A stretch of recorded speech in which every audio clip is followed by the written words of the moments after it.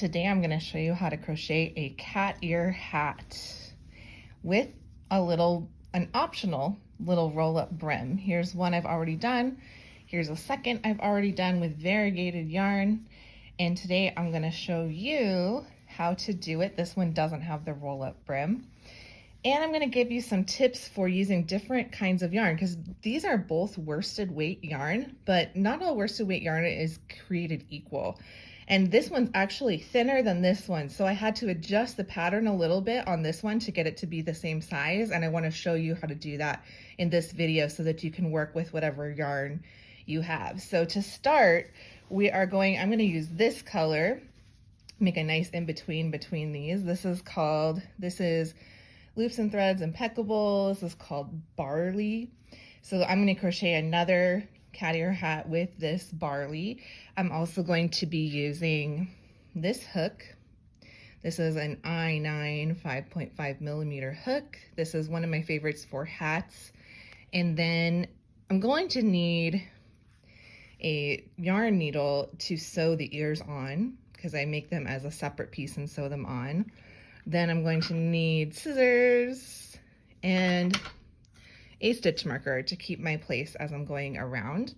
And finally, I am drinking coffee with some heavy cream. It is delectable. Let me know what you are drinking while you're crocheting today, and let's get started. Okay, the first step is a magic circle. I have an in-depth tutorial on this. I will put a link in the description that goes over it a bit slower. Okay, and then I'm going to put 6 single crochets in my circle. And I always lately I've been forgetting to introduce myself. My name is Delight. That is actually the name my mom picked out for me. And so my channel is Crochet with Delight, and it is, I guess, a double meaning, but I am actually Delight. I live in Montana, and I've been crocheting. All right, there's my 6. Now in the next round, I'm going to increase in every stitch around, so it's going to be 12.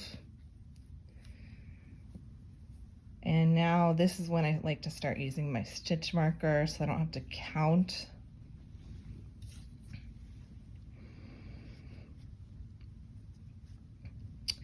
Okay, so I learned how to crochet circa 2002, and this is 2022, so I have been crocheting for 20 years. Eek! And I was actually in college at that time, and I was stressed out. I had a really tough semester with classes. I was taking like a lot of classes, and there was a lot of writing, so I had tons and tons of papers and tests and all this stuff. Like, it was my junior year, I think. So okay, here's my 11, 12. Now I'm on to round 3. I'm going to do an increase in the first stitch, and then just a regular single crochet in between, increase, and then single crochet. So, okay, telling my crochet story. So I'm stressed out. I am, of course, trying to do the best I can at school, and I have a scholarship for my grades, so I have pressure and all this stuff. So crocheting is actually a trend in my college at the time. For whatever reason, somebody started doing it, and everyone was doing it. And I was not the first to pick this up by any means. I had friends, actually the year before, I remember my sophomore year, I had friends who were crocheting, and I would watch them and go like, how do they even do that? So I kind of like, I didn't even jump on it like right away and ask someone to teach me. It was like a year later, I had somehow met okay, I'm on to round 4 here. So I'm going to increase. I remember her name was Colleen, and she was a middle-aged, very motherly type, I'm going to do 2 single crochets before I increase again. And she was like a secretary for the chaplain of the school. It was a Christian liberal arts school where I went. And she taught me, I don't know how, I must have like broken down and cried to her or something because she really was so nice to me. She took me under her wing. I actually went out to her house. You know, when you're in college, you're living in a dorm. To go to someone's house is so nice. So I went out to her house to study and write all these papers one weekend. And I remember crocheting as my like reward to myself for getting schoolwork done. I was so obsessed with it. So anyway, she taught me, I guess I maybe skipped that part. She taught me how to crochet and then offered to let me come study at her house, which I still remember to this day being like so nice to just be in the quiet in her like office. So then she didn't really, I don't think she really knew how to do hats. Okay, we're on to round 5. So I remember someone teaching me how to do a hat, and my first hat was, okay, so increase and then 3 singles. My first hat was way too big because I didn't really know. This pattern I'm doing right here wasn't really explained to me, where you increase and every single round you put 1 more single crochet between your increases to make this circle.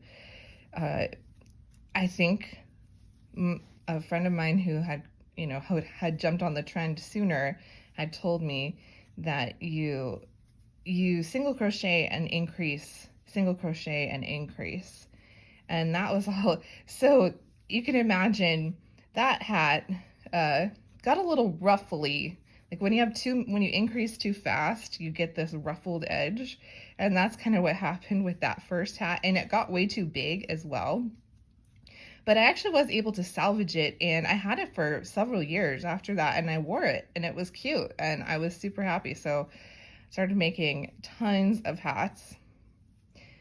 Okay, so that's a little backstory on me. I'm gonna let you go, but keep going with that same pattern until you've increased to round 1, 2, 3, 4, 5. We're on round 5, so I'm gonna do 5 more rounds and keep increasing 1 and putting 1 extra single crochet in between every increase. Okay, I finished round 10. I now have 60 stitches. I've increased up to 60 stitches all the way around.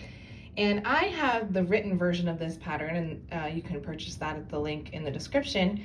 This is the end of my increasing. I'm not gonna make this any bigger. Now I'm gonna just start stitching plain. But like if this is too big or too small, my hat's gonna be too big or too small, and I'm not gonna know until I'm almost done with the hat. And then I'm gonna have to rip out back to here and either add more increases or take out increases. So, and this is what I was mentioning earlier, when you use different types of yarn, you can do the same amount of stitches with the same hook and have a different size crown of your hat here. So I included this in the written pattern where you measure, and pardon my old Snoopy ruler here, you measure from the widest part, the widest diameter is going to be where your last stitch is across to the other side. And I have one hand to do this. You're going to measure across like that. And you can see it's just over 6 inches across. And I think I had put in the pattern that I wanted it to be 6 3/8 inches, which would be like there.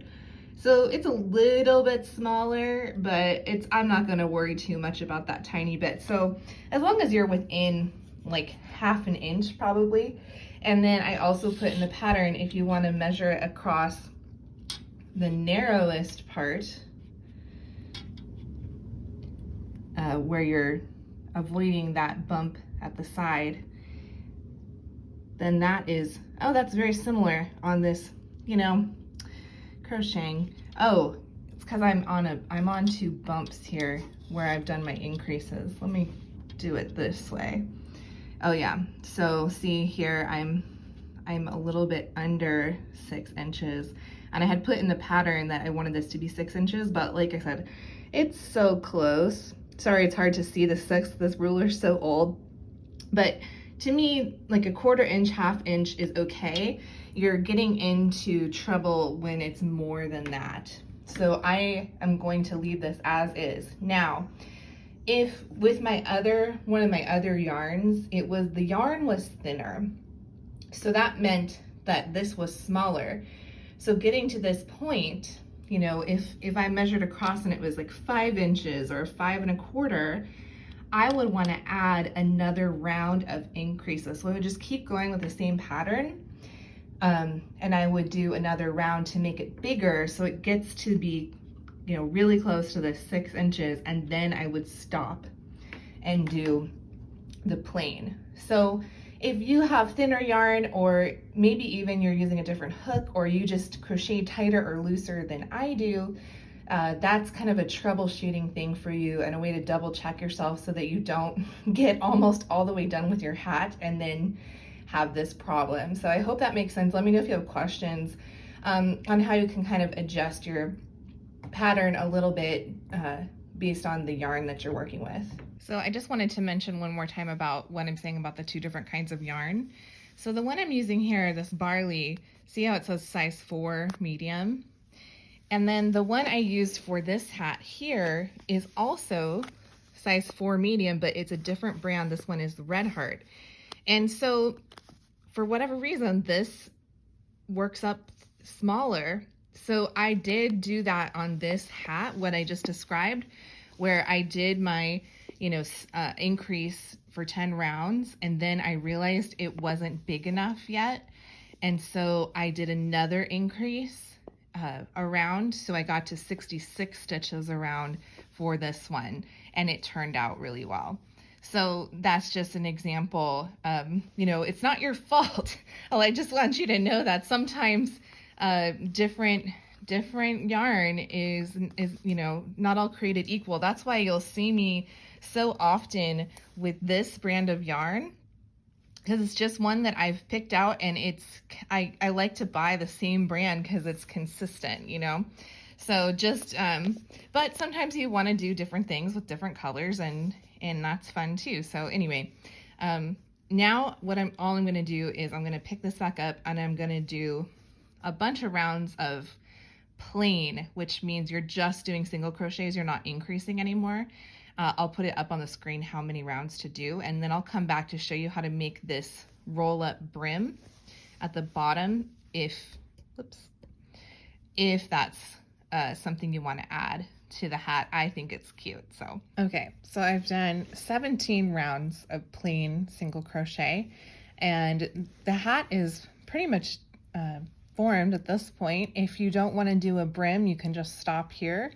I like the little fold up brim, so I'm going to do that, and I like to make the texture of it look a little bit different than the rest of the hat, so I'm going to do some front loop only. I'm going to do 7 rounds of front loop only crochet. So instead of going in underneath both loops of the V, you're just going in under the front. It's called front loop only. And I'm going to do 7 rounds like this so that I have a fold up brim, and then I'm going to get started on the ears. All right, I'm going to start the ears with a magic circle. You're going to make 2 ears. And so this is just the first one. You're going to do 6 single crochets inside the magic circle. This is the same way you started the hat, but then the next round is going to be different than the hat because we're going to make more like a cone shape for the ear. So 1, 2, 3, 4, 5, 6. Okay, and so now instead of the next step for the hat was to do an increase in every single stitch and make 12 stitches. In round 2, we're actually not going to increase at all. We're just gonna do 6 more single crochets.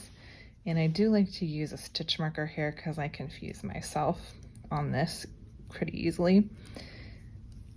So we're doing 6 single crochets, and then in the next round we're going to do the increase where we do an increase in each stitch around, and then the next round we'll do just plain single crochets like that until we increase to where we have 24 stitches around. Okay, so you can see it's looking pointy, you know, that's what we want. And so now I'm going to start by increasing and just do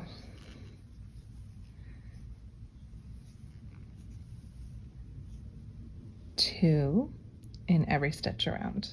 And one thing I didn't mention is we're going to use the tail end of this yarn to sew the ear onto the hat. So you want to make it extra long. I don't want to run out, so I will probably make it longer than it needs to be, but let's just say maybe give yourself a foot or so of yarn so that you can leave a long tail and use this to sew and attach this ear.